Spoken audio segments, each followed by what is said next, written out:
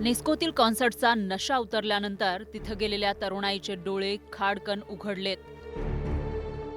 कारण कॉन्सर्टमधील रेव पार्टीमुळं काही तरुणांचं भविष्य कायमचं उद्ध्वस्त झालंय, तर काहींना एका चुकीमुळं आयुष्याची किंमत मोजावी लागतीये. यातील काही महत्त्वाची उदाहरणं पाहूयात. आरोपी रौनक खंडेलवाल हा नामांकित कॉलेजच्या प्लेसमेंट कमिटीचा सदस्य होता.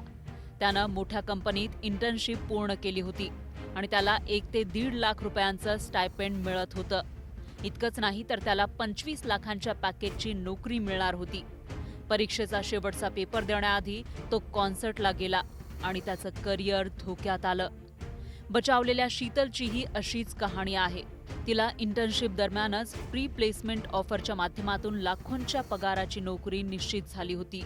पण क्षणिक आनंदासाठी घेतलेल्या निर्णयानं त्यांचं करिअर संकटात सापडलंय. अभ्यास करत असताना, कॉलेजमध्ये शिकवत असताना फक्त एकच गोष्ट शिकवली जाते की मोठी नोकरी पकडायची आहे आणि चांगला पगार मिळवायचा आहे. आणि एकदा तो मिळायला लागल्यानंतर पुढे काय करायचं हा प्रश्न असतो, कारण त्याचा कधी विचारच केलेला नसतो. आणि मग अशा वेळेला जे सहज सापडतं, जे मित्र करत असतात तेच आपण करायला लागतो. मृत्यू झालेला बिस्मित सिंग भसीन हा देखील हुशार विद्यार्थी होता.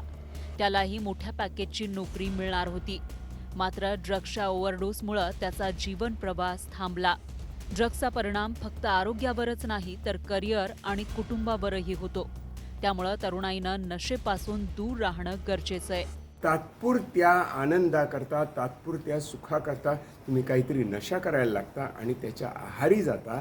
हे नशा करणारे पदार्थ काय आहेत, त्याच्यामध्ये किती ॲडल्ट्रेशन आहे, त्याच्यामध्ये किती विष कालवलेलं आहे याची कल्पनाही राहत नाही.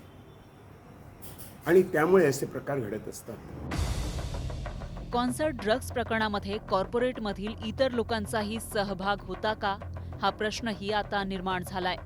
एकंदरीतच नेस्को कॉन्सर्टमध्ये घडलेल्या घटना हा केवळ एक गुन्हा नाही, तर आजच्या तरुणाईसमोर उभा राहिलेला एक मोठा सामाजिक प्रश्न आहे. क्षणिक आनंदासाठी आयुष्याचा जुगार खेळणं किती महागात पडू शकतं हे लक्षात घेऊन तरुणाईनं वर्तन करणं गरजेचं आहे. संकेत वरक, न्यूज 18 मराठी, मुंबई.